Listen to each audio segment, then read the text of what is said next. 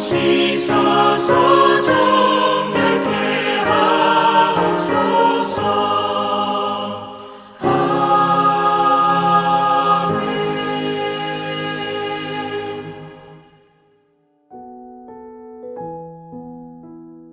하늘에 계신 우리 아버지, 아버지의 이름을 거룩하게 하시며 아버지의 나라가 오게 하시며 아버지의 뜻이 하늘에서와 같이 땅에서도 이루어지게 하소서.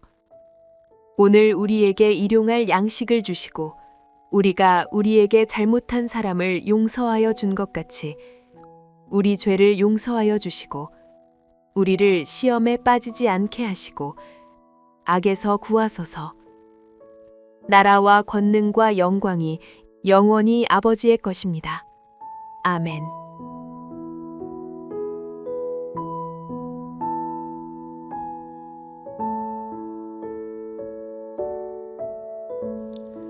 너희 중에 누가 다른 이와 더불어 다툼이 있는데 구태여 불의한 자들 앞에서 고발하고 성도 앞에서 하지 아니하느냐? 성도가 세상을 판단할 것을 너희가 알지 못하느냐? 세상도 너희에게 판단을 받겠거든 지극히 작은 일 판단하기를 감당하지 못하겠느냐? 우리가 천사를 판단할 것을 너희가 알지 못하느냐? 그러하거든 하물며 세상 일이랴. 그런즉 너희가 세상 사건이 있을 때 교회에서 경히 여김을 받는 자들을 세우느냐? 내가 너희를 부끄럽게 하려 하여 이 말을 하노니 너희 가운데 그 형제 간의 일을 판단할 만한 지혜 있는 자가 이같이 하나도 없느냐? 형제가 형제와 더불어 고발할 뿐더러 믿지 아니하는 자들 앞에서 하느냐? 너희가 피차 고발함으로 너희 가운데 이미 뚜렷한 허물이 있나니 차라리 불의를 당하는 것이 낫지 아니하며 차라리 속는 것이 낫지 아니하냐? 너희는 불의를 행하고 속이는구나. 그는 너희 형제로다. 불의한 자가 하나님의 나라를 유업으로 받지 못할 줄을 알지 못하느냐? 미혹을 받지 말라. 음행하는 자나 우상 숭배하는 자나 간음하는 자나 탐색하는 자나 남색하는 자나 도적이나 탐욕을 부리는 자나 술 취하는 자나 모욕하는 자나 속여 빼앗는 자들은 하나님의 나라를 유업으로 받지 못하리라. 너희 중에 이와 같은 자들이 있더니 주 예수 그리스도의 이름과 우리 하나님의 성령 안에서 씻음과 거룩함과 의롭다 하심을 받았느니라.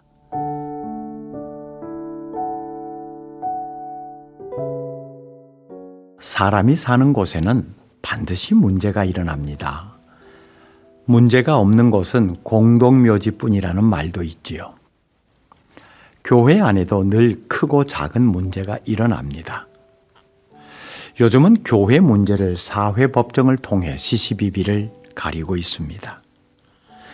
본문에서도 고린도 교회의 성도들 사이에 일어난 문제를 고린도의 법정에 가지고 가서 소송을 하는 일이 발생했습니다. 당시의 법정은 원형 극장 같은 공개된 장소였습니다. 그래서 성도 간에 벌어진 소송건도 불신자들의 구경거리가 되었습니다. 오늘 본문은 교회 안에서 성도들 간의 분쟁이 일어났을 때 어떻게 해야 하는지에 대해서 가르침을 줍니다. 고린도 교회에서 일어난 세상 법정에 소송한 일에 대해서 바울이 뭐라고 말하고 있습니까? 1절 말씀을 보면 왜 성도 앞에서 해결하지 않고 불의한 자들 앞에서 소송하느냐라고 강하게 책망합니다. 4절에서는 교회에서 경히 여김을, 즉 업신 여김을 받는 자들을 세우느냐. 5절에서도 보면 너희 가운데 그 형제 간의 일을 판단할 만한 지혜 있는 자가 하나도 없느냐라고 반문하고요. 6절에서도 믿지 아니하는 자들 앞에서 하느냐라고 합니다. 결국 어떻게 하는 것이 바람직하다는 말인가요? 불의한 자들 앞에서 고발하고 성도 앞에서 하지 아니하느냐라고 했으니 불신자들 앞에서가 아니라 성도 앞에서 해야 한다는 말입니다. 믿지 아니하는 자들 앞에서 하느냐라고 했으니 믿는 자들 앞에서 해야 한다는 말이지요. 교회 안에 속한 성도 간에 다툼이 있을 때는 그 문제를 세상 법정에 가지고 갈 일이 아니라 교회 안에서 해결해야 한다는 말입니다. 어떤 일이든 교회 안에서 일어난 일로 세상의 법정에 가서 판단을 해달라고 한다는 것은 안타까운 상황이 아닐 수 없습니다. 교회가 세상을 판단해야 하는데 세상에게 교회를 판단해 주기를 요청하는 상황, 이것이 오늘의 현실입니다. 그런 면에서 1절에 세상 재판관들을 불의한 자들이라고 표현합니다. 불의하다는 것은 세상의 재판관들이 도덕적으로 문제가 있다는 뜻이 아니라 하나님과 관계가 없다는 의미입니다. 하나님을 믿는 성도들이 왜 하나님 앞에서 문제를 풀려 하지 않고 하나님을 알지 못하는 세상 사람들 앞에서 문제를 풀려 하느냐고 책망합니다.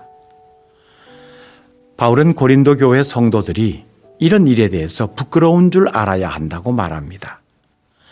세상의 법정에 호소한 일도 부끄러울 일이지만 그것이 그렇게 되도록 방치한 것, 고린도 교회 안에 지도자들이 그런 일을 그대로 두고 바라만 보았다는 것이 더욱 부끄럽다는 겁니다.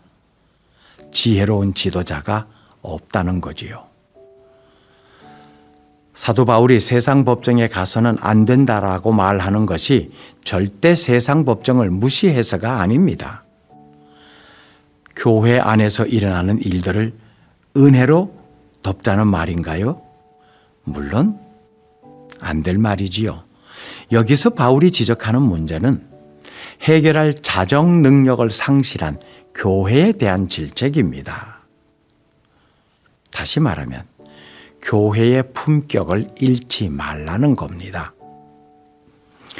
예수님께서 십자가를 지셨을 때 가장 억울하고 분한 것이 무엇이었을까요? 죄는 없는데 십자가를 지신 겁니다. 십자가 아래서 조롱하는 자들이 예수님이 능력이 없어서 내려오지 못한다고 생각할 때 얼마나 억울했겠습니까? 십자가 아래로 당장 뛰어내려오면 모든 오해와 무능력, 조롱을 한꺼번에 이길 수 있고 증명할 수 있는데 말입니다. 하지만 예수님은 그렇게 하지 않으셨습니다. 차라리 불의를 당했습니다. 차라리 능력이 없는 것처럼 속아 주었습니다. 사도 바울도 복음을 전하기 위해 자신이 가졌던 로마 시민의 권리, 그리고 가말리엘 문화에서 배운 학식과 바리새인 중에 바리새인이라는 그 사회적 높은 지위를 사용하지 않았습니다. 이러한 모든 권리를 사용했으면 바울이 그렇게 핍박을 당하거나 모진 매를 맞지 않았을 겁니다. 차라리 불의를 당했습니다. 차라리 바보같이 미련한 삶을 살았습니다. 능력이 없어서가, 방법이 없어서가, 할 말이 없어서가 아닙니다. 차라리 그렇게 당하고 말았다는 겁니다. 그런데 그 차라리를 악용합니다. 바울은 오늘의 주제를 마무리하면서 우리 모두는 하나님의 다스림을 받는 자들이라고 11절에서 말합니다. 우리는 이 세상에서 비록 불의를 당하나 그 불의로 인한 슬픔보다 하나님 앞에서 의롭다 인정함을 받는 것이 더 중요합니다. 이 중요함을 잃지 않기를 바랍니다. 기도하겠습니다. 하나님, 교회 공동체가 하나님의 지혜를 가지고 분쟁이 있을 때 하나님의 뜻을 헤아려 잘 해결할 수 있는 건강한 공동체가 되게 하옵소서. 우리 교회가 그런 교회 되기를 원합니다. 우리 각자가 또한 그런 역할을 할 수 있는 하나님의 사람들이 되기를 원합니다. 부끄러운 일이 세상 밖으로 나아가지 아니하도록 우리 모두를 그렇게 하나님의 은혜 안에 머물게 하옵소서. 예수님 이름으로 기도드립니다. 아멘. 계속해서 묵상과 기도를 이어가십시오.